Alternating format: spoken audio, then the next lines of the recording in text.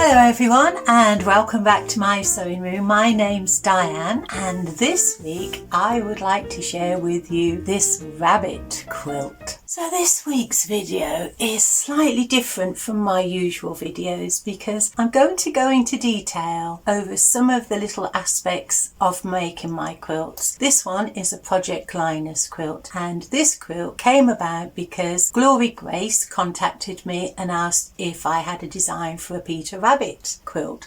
Well, no, I didn't, but I was intrigued to make one and so I did. And so I think what I'm going to do is share some of the little tips that I use in my quilt making. So that's what this week is about. And with that in mind, at the very end of the making of this quilt, I've inserted a small piece about how I make half square triangles. If you go onto YouTube and you look at quilters, you'll see there's lots and lots of different ways of making half square triangles, but I found a way that I like to work. All I would suggest if you are new to quilting is give each one a go and just feel your way through and you will find a way that suits you. Like I say, there's lots and lots of ways to make a quilt and this is just my preferred methods. So let's begin. So my first tip is to know where your quilt is going to go. So for this particular quilt, it's a Project Linus quilt and so they have particular dimensions that they want me to make quilts in. There are certain specifications. They like to have cotton fabric, they don't want mixed fabrics. It needs to be robust, and the reason that it needs to be quilted in a robust manner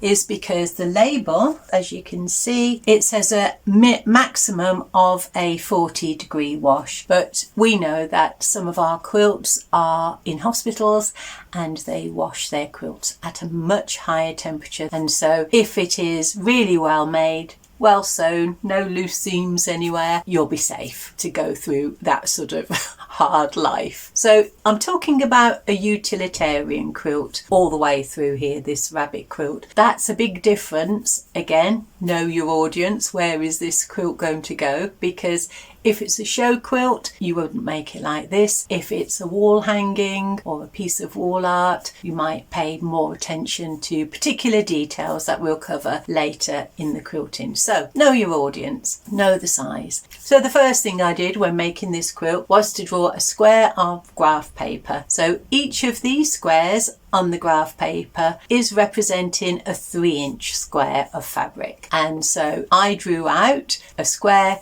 that would measure at least 30.5 inches, and so then I was able to put my image over the top of that square to make sure that I met that requirement. But if you have a look at the base of the rabbit, you'll see I left just one row of 3-inch squares. As I used up all the fabric in the quilt, I did have enough to put another 2 rows. So this quilt grew as I was making it from the original design. So the first 3 steps were met.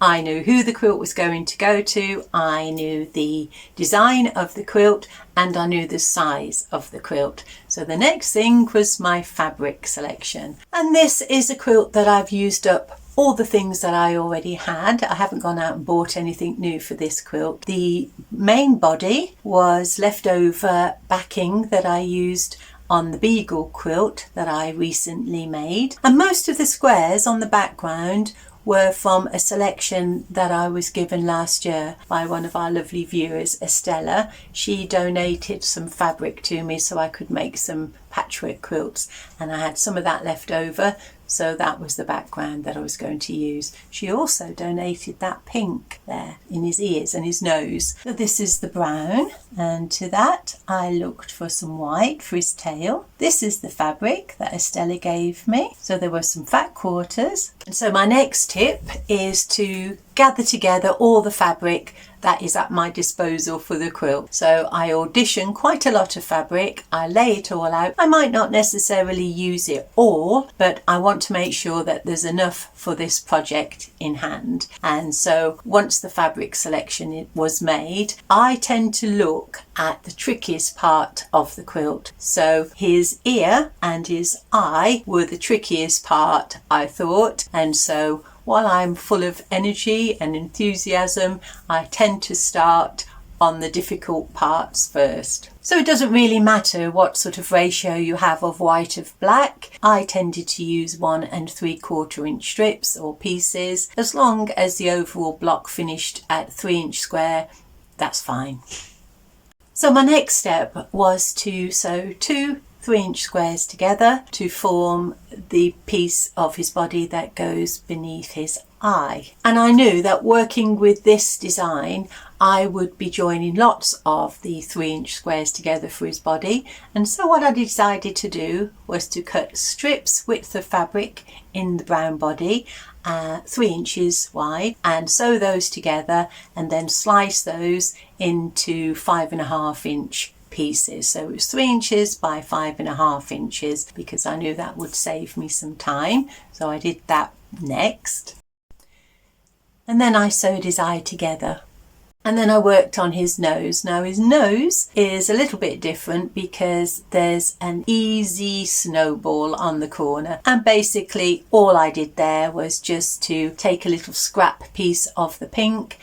I would cut off a tiny bit of the nose and replace that and then square up the block. And the lower part of his mouth was a half square triangle. So half of the body and half of the background. And then I just continued building up his face, still 3 blocks deep. And if you look at the back of the rabbit's head and the ear, where they join, there's quite a big angle. And so the first thing I did for that was to take a 4 3/4 inch square of the background, cut those into triangles, and then I created a triangle that was 5.5 inches long on the deeper side. So that would eventually form the back of the rabbit's head. And then I cut a piece of pink fabric that was 3 inches deep and 16 inches long, just to give me a little bit of breathing room. And then the next thing I needed to do was to create some points for his ears. So I took some of the brown fabric and made some easy snowball corners again. And that created the inner point of the ears. And I just squared up and straightened the edges once more. And then I added a 3-inch square to the edge of the ear. I didn't really need to use that much fabric. I did cut some away, but I was just playing on the side of caution. And to that I added a strip on each side of the pink ear, and they measured just over 1 3/4 inches wide. And then I pressed and trimmed again, and I looked for the centre of the ear. The width from the top and the bottom of the ear is 5.5 inches. And then I took 2 3-inch squares. I lay them in turn on the corner of the ear. I marked it with a pencil line, and I always put a little bit of a mark on the area that I'm going to cut off, just to make sure I cut in the right place. And I did that on both sides. And now comes the trickiest part of the quilt. So if you look where his ear joins the head, that little corner there was that half square triangle that I made earlier. And then what I wanted to do was to make that ear just touch the back of the rabbit there. And so what I did was to measure one of the blocks on the rabbit's back with the point of the half square triangle that I wanted to continue up. So I made a pencil line with that.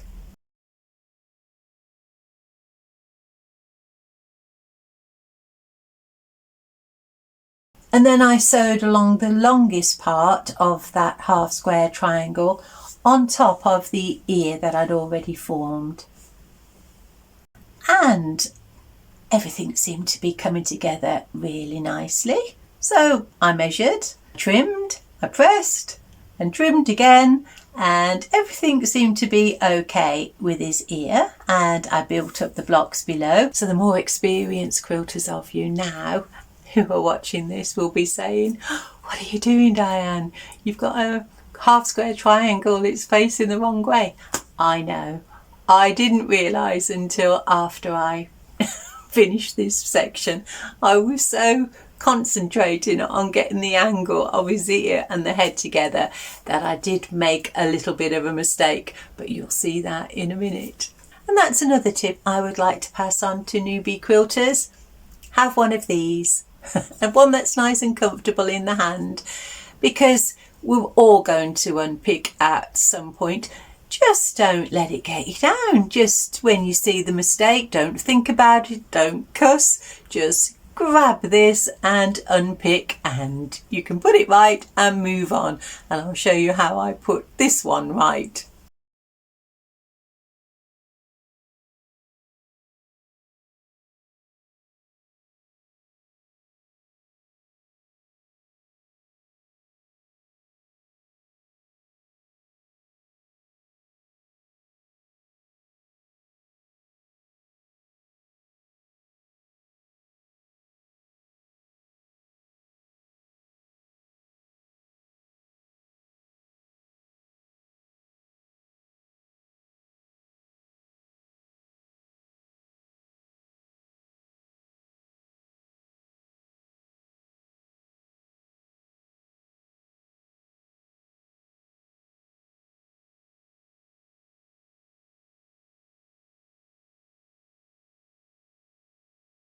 And there you go, no one will ever be any of the wiser. Once I'd completed what I thought would be the trickiest part of the quilt, I had another look at the design and I thought, yes, I will create strips 9 patches.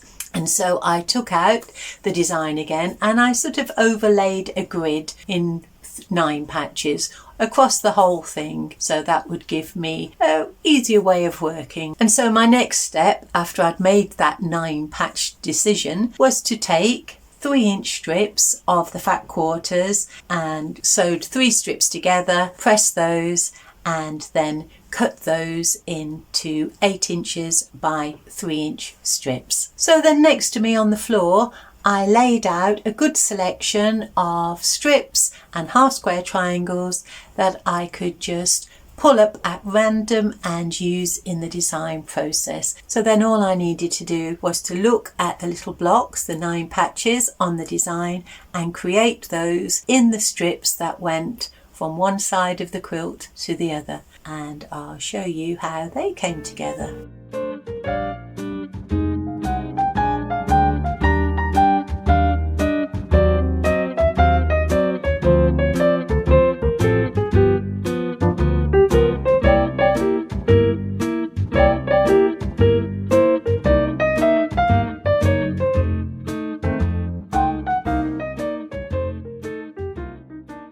And to get the shape for his foot, I just snipped off a corner and added a scrap piece of fabric and then squared up to 3 inches once more.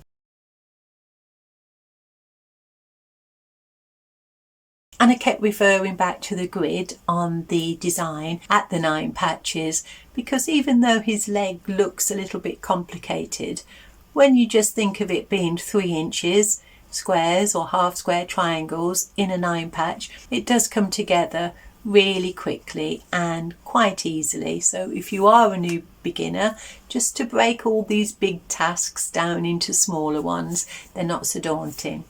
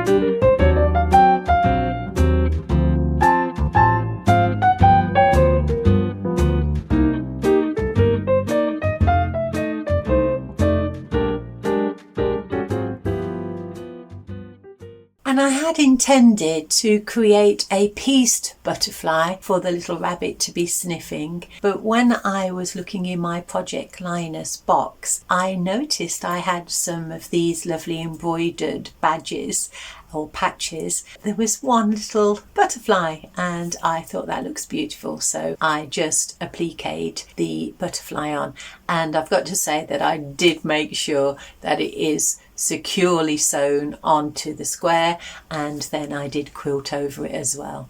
And that then was the design finish, but I realised that I did have enough squares or enough pieces of that lovely fabric just to add another 2 rows on the bottom. So originally it was only 1 row beneath his foot, and so I could extend it to another 2, and I think that looks nice. And this lovely dark brown that I'd used for his feet, I'd used that for the cat's body for another Project Linus quilt that I made earlier in the year, and there was just enough, there's a little bit left, but I thought there'd be enough just to put a really narrow border around the edge of the quilt, and that sort of brings out that brown, so it sort of ties the whole thing together. And now I'd like to give you another tip. So if you are making a quilt like this, which is all 3-inch squares, the chances are when it's finished, the flimsy is finished, that it's going to be pretty square. You hear people talking about squaring up. If you're using odd bits of fabric, or especially half square triangles, the sides, the tops sometimes can sort of get out of kilter, and so you want to sort of square it up. My thoughts on having a perfectly square quilt, I'm not going to lose sleep over it if it's out a little bit. Most quilts are either going to go over furniture or on beds or around shoulders, and once they're in use, people aren't going to notice whether it's perfectly square. Like I say, this is a utilitarian quilt. It's not a show quilt. It's not on the wall. In those situations, you will want it to be perfectly square. But a way I have of squaring it up almost perfectly is just to keep your seams regular. So if you've got a regular seam, doesn't really matter what size, we aim for 1/4 inch, but if it's regular throughout, then all the seams will be the same, and so it will be squared up in a fashion. What I then did was to measure the width of the quilt, which was, let me just check, it was 46 inches wide. So then what I did was I cut a strip that was 46 inches wide. I folded it in half. I made a crease. I found the center of the quilt at the bottom, and then I put that crease onto the center of the quilt, and I pinned along the edge, making sure that everything matched. So I pressed it, and then I added that chunk to the chunk above where his feet are. So I sewed those pieces together next. So then I sewed the strips together to form his body in the middle part of the quilt, and then I sewed the border on the top the same way as I did the border on the bottom part of the quilt, and then I chunked his head together. And here's another tip for you. This is just my preferred method of working. I like to chunk my quilts together when I've made all the pieces and I'm joining the whole thing together. So it went on this quilt, the bottom, the middle and the top. I could have worked from the bottom and added pieces all the way up until I got to the top, but what I find is that gets quite heavy, and every time you move that fabric around and all those seams are being stretched, some of them are going to pop. You really don't want popping seams, because there's nothing worse than finishing a beautiful quilt and noting that you've got a hole somewhere. So you have to avoid that at all costs, and so I try to do that by limiting the weight that is in each piece. So I chunked the bottom, the middle, the top, and then I join those. And also you'll notice if you do pop a seam, which I did. So You can see here that there is a seam that had come undone slightly. There was only one in the whole quilt, but I was able to see it, and then I was able to rectify that. As soon as I saw it, I just stopped, put that back together, and then continued. And once you've added the border all the way around, that locks in all of those seams. So if you imagine you've got a seam going there and your stitches are right on the edge, as soon as you put another seam across the top, it locks all of those seams in place. Those stitches aren't going to come undone now because they're locked in place. So now I'm going to explain to you how I put together my quilts. And so I tend to use the same method all the time. I take the top and I place that onto my batting, and I use 505 spray. It's a water soluble glue, so as soon as you've washed it for the first time it comes out, and so I spray lightly onto the batting and then I press over the flimsy onto the top, just hand smooth it all. Then I bring it into my ironing board and I steam press it. I let it settle and then I steam press the backing.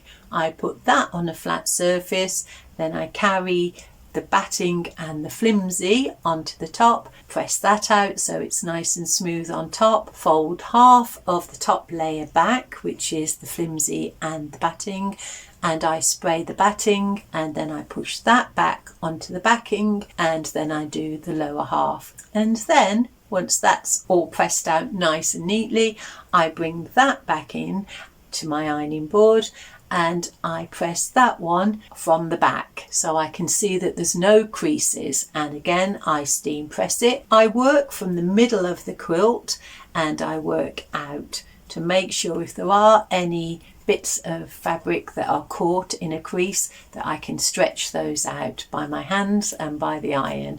And so I make sure that everything is all pressed, and then I let it all cool down.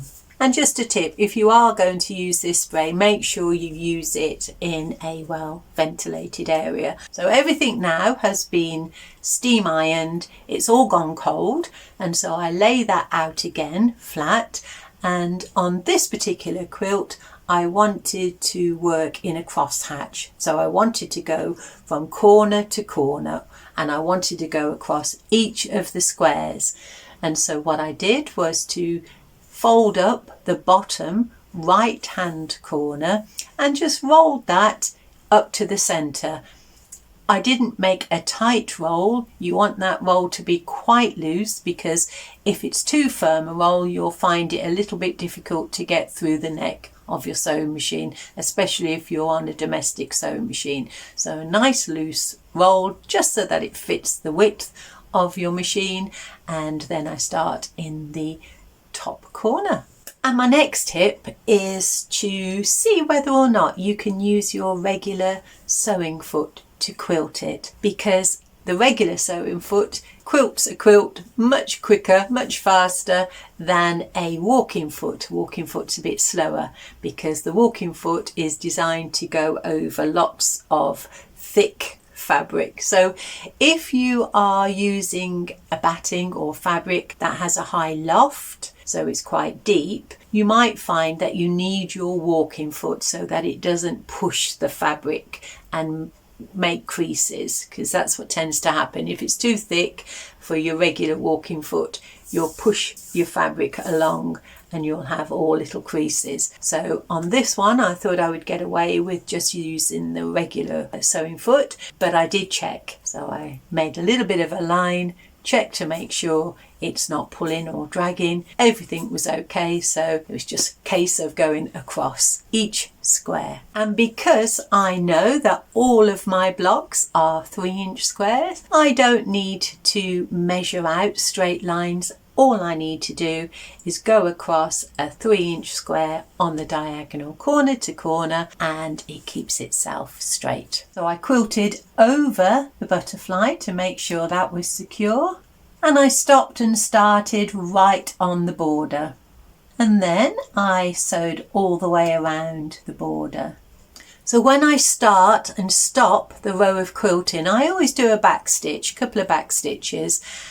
Like I say, I don't want stitches to come undone in my quilts. These are going to be washed lots and lots of times. And now we go on to binding. Well, binding is a bind, in my opinion. I don't like making binding and sewing it on. I think it's a faff. And if I can get away with not doing it, I will. And so there is a method that I tend to use. It's called the self-binding method. Again, I don't think it'd be appreciated very much in quilt shows. I don't know. I don't enter a lot of quilt shows. But sometimes it's frowned upon as being inferior. But it's the way I do my quilts, and I wash and use them all the time, and I haven't had a problem. However, I do take a couple of little precautions, and I'll share that with you now. So the first thing you need to do for self-binding is to make sure the backing fabric is larger than the quilt. So you want excess of your backing. The next thing you do is you cut off your batting level with the flimsy. So the batting and the flimsy are the same size. And then you need to decide what width of turnover you have on your quilt. I tend to use my little trusty silver ruler, and this is just over 1¼ inches wide.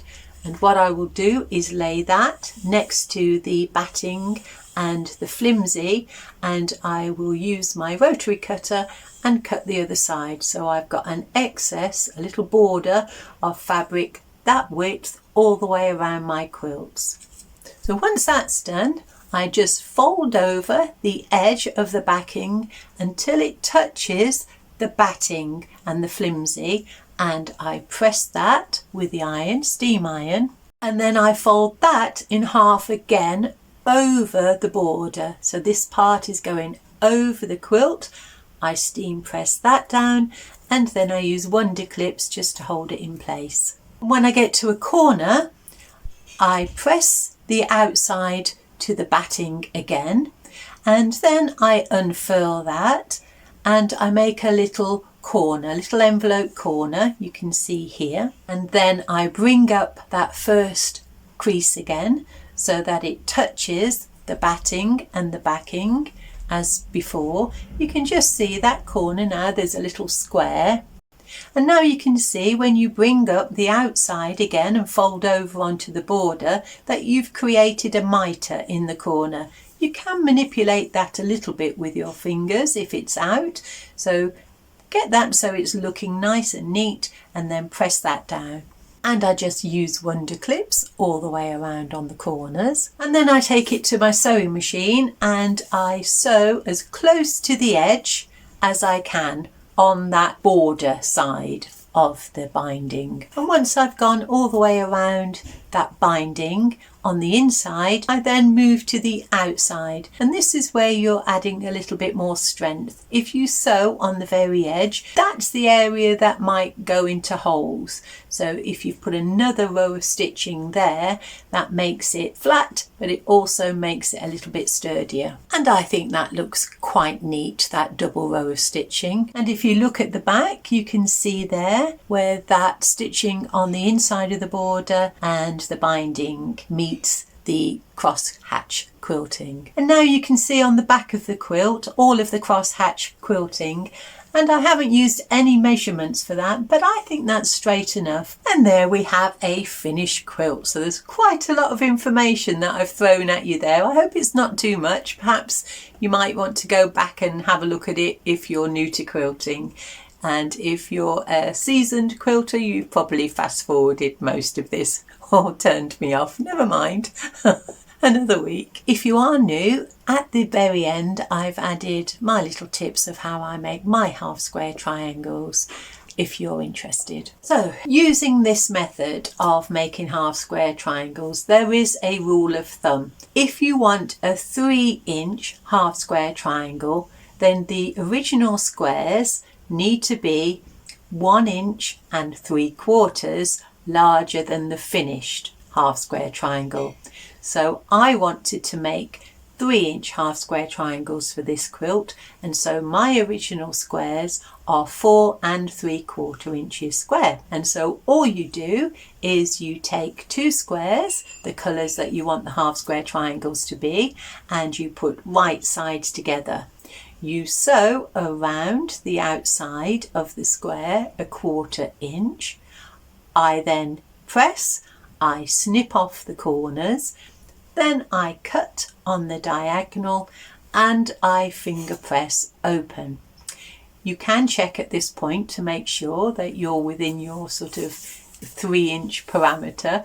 Sometimes you might find that if you haven't cut the square accurately, or if your seams are a little bit bigger or smaller, that the 3-inch half square triangle might be a little bit larger or smaller, and you'll need to adjust. So what I suggest is, if you try this method, have a go, have a sew, and just have a look and see what your dimensions are and adjust accordingly. So that's my preferred method of making 3-inch half square triangles.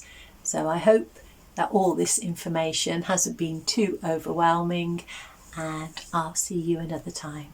Thank you very much for your company. Thank you very much for watching till the end, and I'll see you soon. Bye.